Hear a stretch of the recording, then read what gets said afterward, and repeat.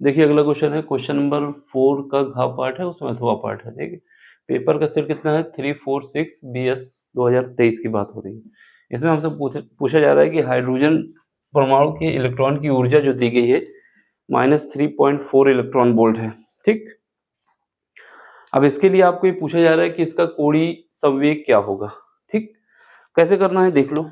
सबसे पहले हमें कोणीय संवेग का फार्मूला पता होना चाहिए, जो बोहर ने बताया था। बोहर ने बताया था जो कोणीय संवेग होता है, जिसको L से लिखते हैं, वो हमारा क्या होता है NH/2π, जहाँ पर N क्या है कि किस ऑर्बिट में इलेक्ट्रॉन मूव कर रहा है, यानी किस कक्षा में इलेक्ट्रॉन है, उसकी पोजीशन है। ठीक है, वो कैसे निकलेगा अभी बता रहे हैं। H हमारा कांस्टेंट है जिसकी वैल्यू फिक्स होती है, और ये 2π भी कांस्टेंट ही है।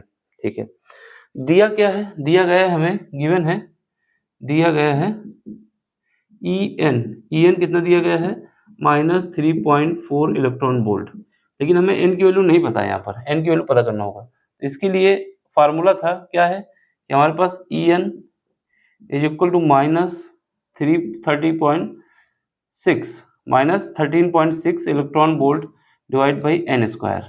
ये फार्मूला होता है हाइड्रोजन परमाणु के लिए, अलग अलग कंडीशन में कि किस ऑर्बिट पे कितनी एनर्जी रिक्वायरमेंट होती है इलेक्ट्रॉन को मूव करने के लिए।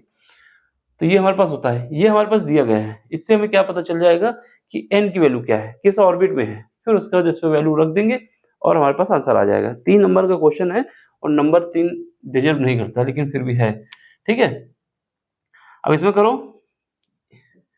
अब हम रख देते हैं e की पावर n कितना है -3.4 electron volt is equal to क्या है -13.6 electron volt divide by n square.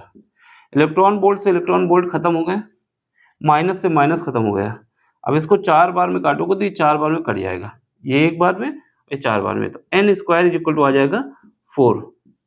तो यहाँ से हमारे पास n की वैल्यू आ जाएगी 2, यानी जो इलेक्ट्रॉन है वो हाइड्रोजन की सेकंड कक्षा में है।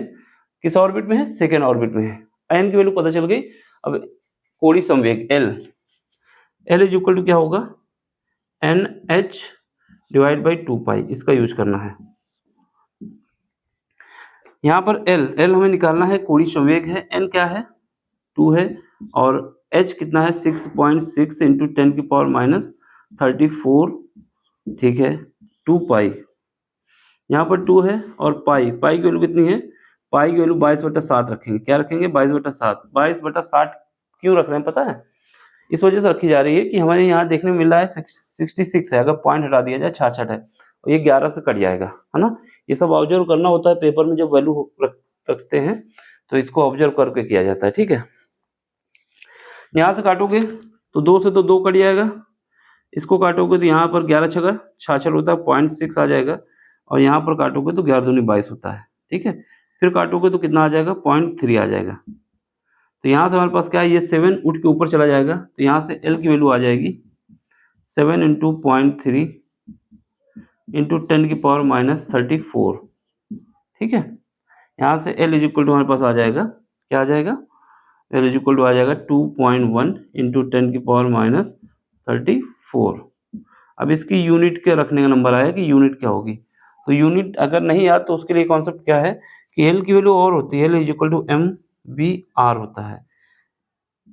m हमारा मास है तो इसकी यूनिट kg होती है, v हमारे वेलोसिटी है, मीटर पर सेकेंड होता है, और यहाँ r जो है वो रेडियस है, तो यहाँ पर मीटर होता है।